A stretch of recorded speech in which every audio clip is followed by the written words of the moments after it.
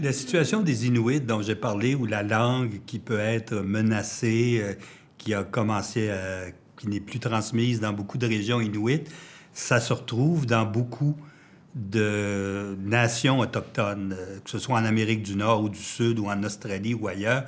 Aujourd'hui, c'est un phénomène assez général que devant un peu ce néocolonialisme ou même ancien colonialisme européen ou eurasiatique des grandes nations majoritaires à l'égard des minorités autochtones, que, entre autres choses, la langue est finit par tomber en désuétude ou ne plus être transmise parce que euh, dans l'esprit de beaucoup, elle cesse d'être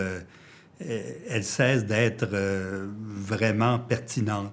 Ou bien dans certains cas, le métissage devient tellement fort qu'une bonne partie de la population ne parle pas la langue autochtone et c'est la langue dominante, que ce soit l'anglais, le français, le russe, le danois ou n'importe quoi, ou l'espagnol, bien sûr, ou le portugais, qui devient la première langue de communication et la langue autochtone, la langue vernaculaire disparaît. Le processus que le sociolinguiste français Louis-Jean Calvet appelait la glottophagie, hein, une langue qui est mangée, comme l'anthropophagie, une langue qui est mangée, une langue minoritaire qui est mangée par une langue majoritaire.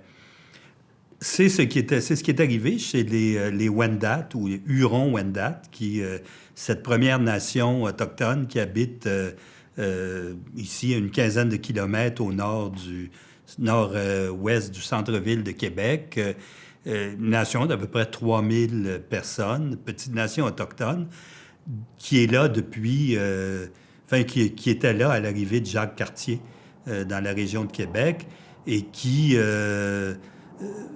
dont les ancêtres actuels, qui ont toujours fréquenté la région, mais à un moment donné, il y a un peu eu une éclipse où les gens venaient de façon plus sporadique et qui sont revenus dans la région à partir de 1650, quand le territoire de la Confédération Wendat, qui était une formation politique autochtone, a été détruite dans une guerre contre les Iroquois. À ce moment-là, à peu près 300 Wendat qui étaient chrétiens ont suivi leurs missionnaires et sont venus s'installer en 1650 dans la région de Québec. Se réinstaller, en fait, parce qu'ils revenaient dans une région qu'ils avaient occupée et continuaient à fréquenter depuis toujours. Les Wendat, disons, ont toujours gardé une très forte identité. Encore aujourd'hui, ils se considèrent comme n'étant ni Canadiens ni Québécois. Et ça, c'est pas seulement des activistes politiques qui disent ça. Un peu tout le monde vont dire, écoutez, non, nous, on est une nation. On n'a jamais été vaincus à la guerre par les Européens. On n'a jamais cessé de signer, de traités qui disaient que nous renoncions à nos droits territoriaux ou à nos droits politiques. Donc, nous sommes toujours une nation autonome qui, bien sûr, doit faire des ententes avec les gouvernements et qui avait fait une alliance avec la France sous le régime français, qui a transféré ou refait une alliance avec l'Angleterre et un traité de 1760 avec le général Murray qui dit ça, et cette alliance avec l'Angleterre qui a été transférée plus ou moins tacitement au gouvernement canadien quand le Canada est devenu une nation autonome, un gouvernement autonome qui remplaçait le gouvernement britannique. Donc, les Wendat se considèrent toujours comme une nation autonome, mais qui a fait une alliance avec les autres nations, donc dont la nation majoritaire qui l'entoure aujourd'hui. Les Wendat ce sont des gens qui sont très bien adaptés. En tout cas, je ne ferai pas toute l'histoire, mais des gens qui ont assez rapidement commencé à apprendre le français pour commercer avec les Français de Nouvelle-France, de Québec et de la région, comme ils étaient peu nombreux, qui ont fait beaucoup de mariages avec surtout des hommes Hurons, Wendat, qui épousaient des Françaises, mais aussi qui ont fait des mariages avec d'autres femmes autochtones ou parfois d'autres hommes autochtones qui venaient s'installer à Wendake, qui ont adopté aussi, il y avait une tradition chez les Wendat, comme chez les nations iroquoiennes en général, d'adoption. Les gens qui étaient faits prisonniers à la guerre, s'ils n'étaient pas tués ou torturés à mort, étaient adoptés dans des familles. Donc, les Wendat, ici, ont adopté sous le régime français. Ils adoptaient beaucoup d'enfants nés hors mariage, d'enfants français qui étaient nés hors mariage, donc qui étaient mis plus ou moins au banc de la société française. Et les Wendat allaient dans les orphelinats à Québec, chez les religieuses, et disaient, écoutez, donnez-nous ces enfants-là, on va les élever. Nous, on va en faire des Wendat. Donc, tout ça a fait qu'il y a eu quand même énormément de métissage. Les femmes françaises ou les hommes français, dans certains cas, qui épousaient des Wendat, je ne pense pas qu'ils aient appris la langue. Donc, les Wendat se sont mis à parler français au point où, on ne sait pas quand, mais à peu près probablement qu'autour de 1830, 40, 50, peu à peu, la langue Wendat a cessé d'être transmise.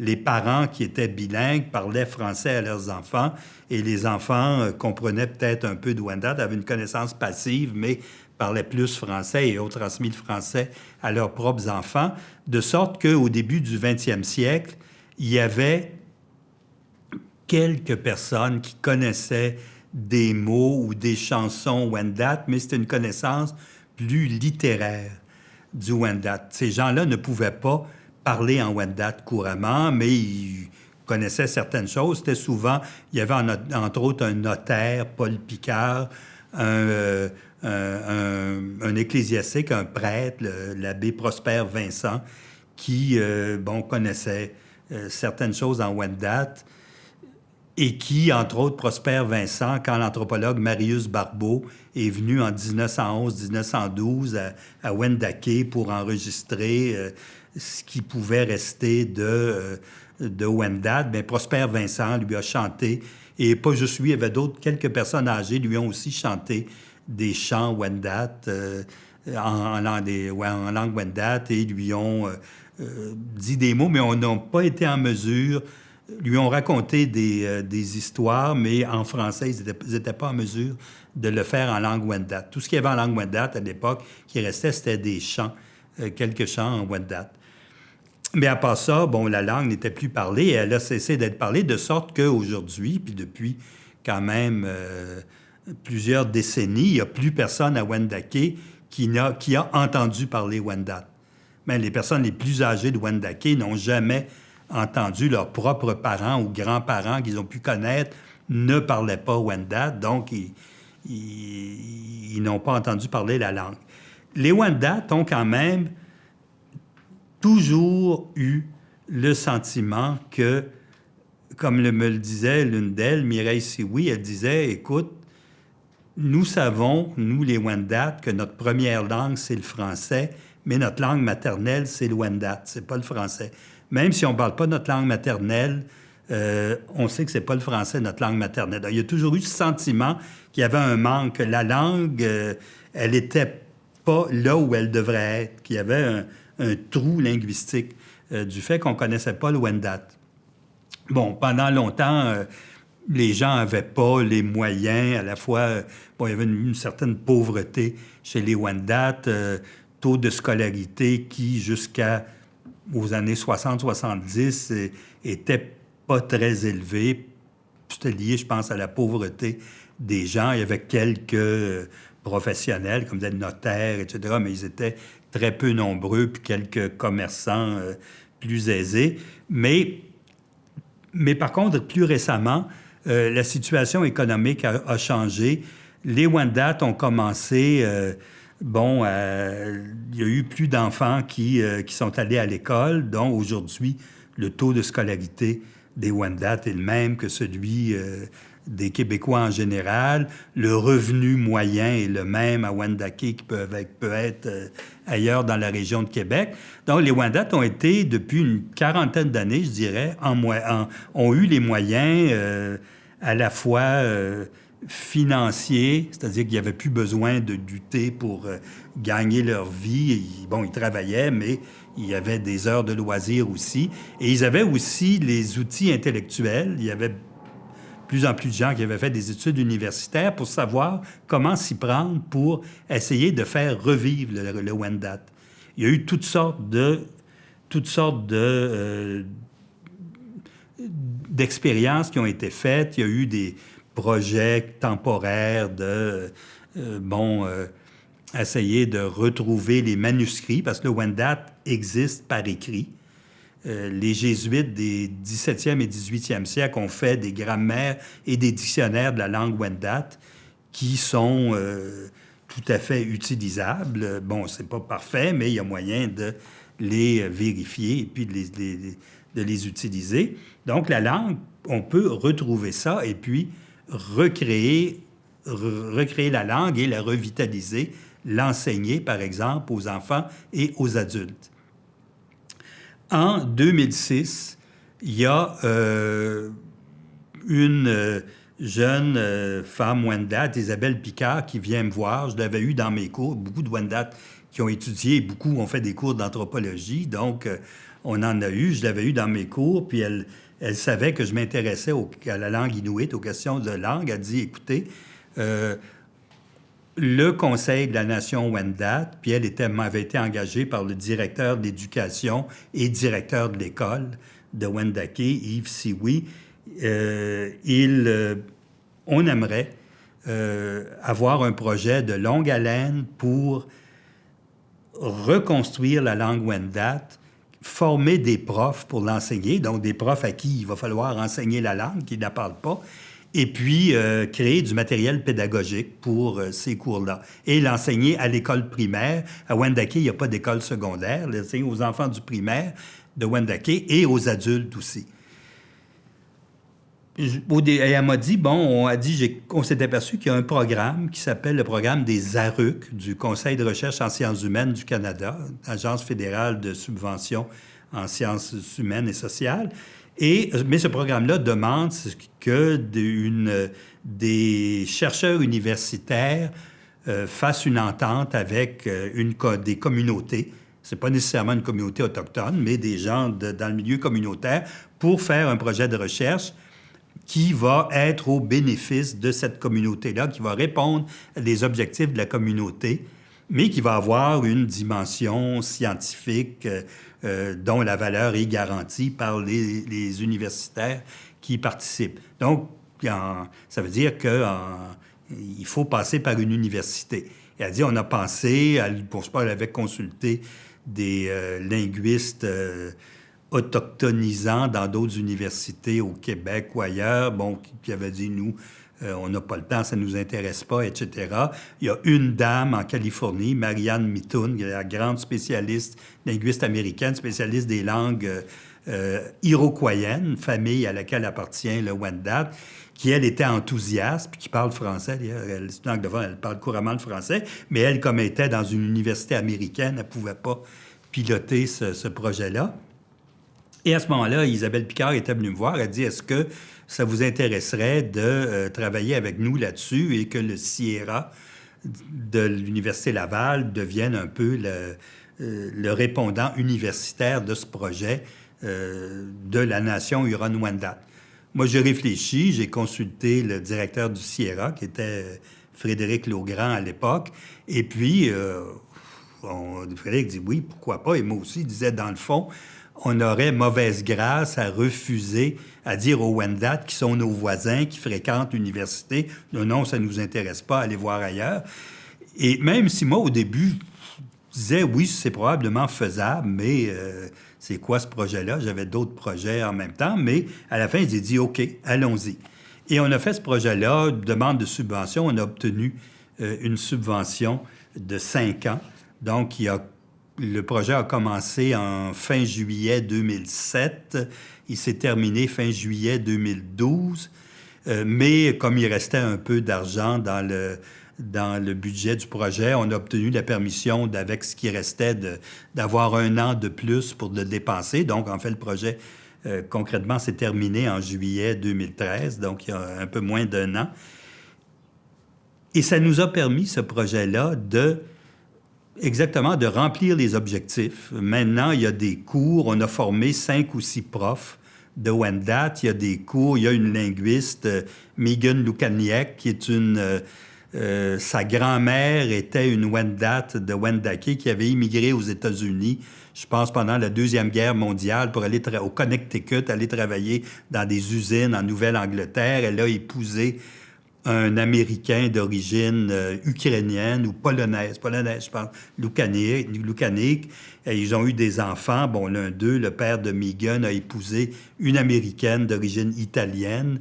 Mais Megan, depuis qu'elle était tout petite, avait toujours eu Bon, il revenait avec la grand-mère à Wendake et son père, à tous les étés, venait voir la parenté. Elle avait toujours eu l'objectif. Elle dit, quand je vais être grande, je vais apprendre le Wendat et je voudrais parler ma langue. Et elle a fait un bac aux États-Unis en études françaises, parce qu'il fallait parler français pour travailler à Wendake, et en études autochtones. Puis, à un moment, elle est arrivée à Wendake. Et puis, elle a commencé à travailler, compléter un recensement de toutes les sources d'archives où il y avait des données sur la langue Wendat. Donc, quand le projet a commencé, c'est sûr, on l'a engagée comme linguiste. Elle a fait une maîtrise à Laval, maîtrise en linguistique et anthropologie sur un élément de grammaire Wendat. Là, actuellement, elle est partie... c'est sa 2e année de scolarité à l'Université de Californie à Santa Barbara avec Marianne Mitoun, qui elle aussi est embarquée sur le projet comme collaboratrice. Donc, ce projet-là a permis de donner, il y a maintenant depuis 3 ans, 4 ans même, depuis 2010, mars 2010, des cours de Wendat qui se donnent à Wendake aux adultes, plusieurs cohortes d'adultes qui ont suivi les cours. Depuis 3 ans, ça se donne aux élèves de l'école primaire de Wendake. On a créé du matériel scolaire, une banque de données Wendat sur Internet, toutes sortes de choses comme ça. Donc, le projet est arrivé à ses objectifs. Moi, ce qui m'intéressait en tant qu'anthropologue là-dedans, c'était de me dire pourquoi, la question proprement anthropologique, pourquoi est-ce que les Wendat, à ce moment-ci de leur histoire, ont décidé de faire revivre leur langue? Qu'est-ce que ça leur donne? Il n'y a pas de profit économique à en tirer. C'est pas en parlant Wendat, à moins d'être prof de Wendat. Les profs de Wendat, ils le sont à temps partiel, donc ils doivent avoir tous un métier permanent en dehors de leur travail de prof. Donc, on ne va pas gagner sa vie comme ça en parlant Wendat.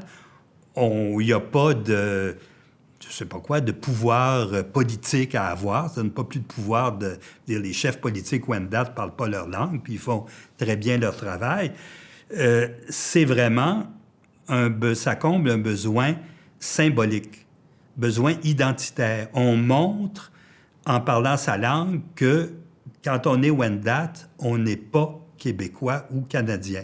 Il y a d'autres éléments qui le montrent, mais il y a ça aussi.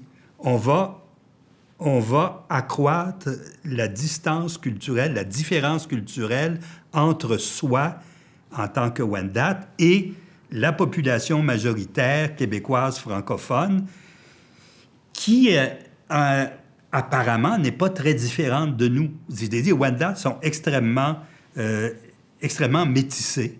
Depuis tous ces mariages avec surtout des francophones, français ou francophones, depuis 300 ans, ils sont extrêmement métissés, donc il n'y a pas de type physique amérindien visible. Ils parlent plus français. Ils ne parlent que le français, ils ne parlent plus Wendat. Leur mode de vie, c'est le même que Wendake, ça ressemble à une banlieue de Québec. Mais bon, il y a des traits, il y a des différences culturelles qui existent, bien sûr, mais qui sont assez subtiles, qu'il faut bien connaître les Wendat pour trouver. Mais en ayant la langue, ça va accroître la distance culturelle. Donc, c'est servir à prouver qu'on est différent. Donc, ça va aider dans l'affirmation de notre autonomie, dans l'affirmation de nos droits territoriaux en tant que Wendat et de nos droits politiques, le droit d'avoir une administration, une politique à soi, etc., etc. Et pour moi, c'est ça la question anthropologique, c'est que la langue, comme c'est le cas chez les Inuits, j'en ai parlé, comme on va en parler dans d'autres cas, ou on en a parlé dans d'autres cas, c'est un marqueur d'identité dans des groupes minoritaires. Donc, dans ce projet qu'on appelle le projet Yawenda, Yawenda, ça veut dire la voix, V-O-I-X, la voix des Wendat, bien, ça a montré comment un peuple, une nation autochtone qui a perdu sa langue, peut la retrouver. Bien sûr, pour les Wendat, ils disent c'est pas une question de remplacer le français. On va toujours parler français. Bon, si à un moment donné, il y a des gens qui apprennent le Wendat, qui le parlent assez pour l'enseigner à leurs enfants et que ça devient la langue de la famille, on va peut-être retrouver dans 1, 2, 3 générations des gens qui auront le Wendat comme langue maternelle. Mais ils parleront aussi français. Et pour le moment, ce n'est pas l'objectif d'avoir tout de suite des gens qui ne parlent que Wendat. L'objectif, c'est beaucoup plus, c'est de penser comme des Wendat. Parce que, bien sûr, la langue, puis ça, il y a toutes sortes de théories là-dessus en ethnolinguistique ou en anthropologie, dire que la langue, c'est pas juste des étiquettes qu'on colle sur des choses. La langue, c'est un système de pensée. Quand on parle, on pense d'une façon particulière et les mots qu'on utilise, la façon dont on construit les phrases, ça nous amène à penser d'une certaine façon. Il y a des choses qu'on peut dire en Wendat ou qu'on peut dire en Inuktitut ou dans n'importe quelle langue qu'on ne peut pas dire en français ou en anglais ou dans d'autres langues, où on ne les dit pas de la même façon, où on ne penserait pas à les dire. Des distinctions qu'on va faire. Par exemple, en langue, la langue Wendat, c'est une langue très métaphorique. Par exemple, pour dire « je vous salue », on dit « je vous frotte la tête avec de l'huile à plusieurs reprises ». Parce que, pourquoi dans la société Wendat traditionnelle, quand quelqu'un arrivait, bien, pour montrer qu'on le respectait, on lui frottait les cheveux avec de l'huile de je sais pas quoi, c'est de l'huile de castor ou quoi. Mais ça veut dire « je vous salue ». Même si peut-être, quand on saluait des gens, on n'allait pas lui frotter la tête à tout coup, mais on le saluait en disant ça. Les couleurs en Wendat, c'est disons, pour le bleu, ça veut dire c'est la couleur du ciel. En Wendat, il y a beaucoup plus comme dans beaucoup de langues amérindiennes, les langues iroquoiennes en particulier, il y a beaucoup plus de verbes que de noms. Des choses que nous, par exemple, les termes de parenté, frère, père, sœur, bon, ça existe aussi, bien sûr, en Wendat, mais les mots qui les disent, c'est pas frère, c'est mon frère, c'est ton frère, c'est ta sœur. On ne peut pas dire ces mots-là en dehors de formes verbales. Donc, il y a une façon de penser, une façon de dire les choses qui n'est pas la même que celle d'une langue comme le français, où on a des noms qui vont catégoriser. Frère, sœur, on a fait des catégories. En Wendat, c'est fort possible que les anciens Wendat voyaient les rapports de parenté sous forme de relations dynamiques. C'est mon frère, c'est ma sœur, donc j'ai des relations particulières avec eux, etc., plutôt que de dire qu'il appartient à la catégorie frère, sœur, etc. C'est mon frère, ça veut peut-être dire que d'autres peuvent devenir mon frère si je les adopte ou autrement. Donc, tout ça montre que en apprenant le Wendat, on va penser comme les ancêtres Wendat, on va se mettre en rapport avec ses ancêtres, on va approfondir son identité tout en, comme je le disais il y a quelques minutes, montrant qu'on est différent des autres. En tant que Wendat, on ne pense pas comme les autres francophones qui ne sont pas Wendat.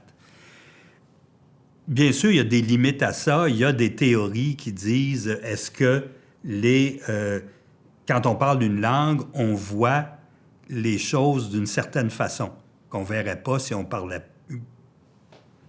une autre langue. C'est vrai en partie, mais quand même, je pense, puis je ne suis pas le seul à le penser, là, beaucoup de chercheurs disent non, au-delà des catégories sémantiques propres à une langue particulière qui s'exprime dans les mots, etc., il y a quand même des notions logiques de base qui sont les mêmes dans toutes les langues. Par exemple, la différence entre un événement et une entité. Dans toutes les langues, il y a une façon dont on va expliquer le fait qu'il y a des entités, des choses, des personnes, des animaux, des objets, des concepts qui participent à des événements, à qui il arrive des choses, qui sont sujets ou objets d'événements. Donc, ça, c'est deux catégories logiques, entité et événement, que toutes les langues doivent exprimer, même si elles le font de façon très, très différente les unes les autres. Donc, il y a quand même une logique de base, qui est la logique de l'esprit humain, qui est la même dans toutes les langues, qui explique qu'on peut apprendre n'importe quelle autre langue. N'importe quel être humain qui parle n'importe quelle langue peut apprendre en y mettant les efforts qu'il faut n'importe quelle autre langue. Il l'apprendra bien sûr jamais aussi bien que si c'était sa première langue, sa langue maternelle, mais il va être capable de communiquer avec les gens d'une autre langue, ce qui ne serait pas le cas s'il y avait des logiques fondamentalement différentes dans toutes les langues.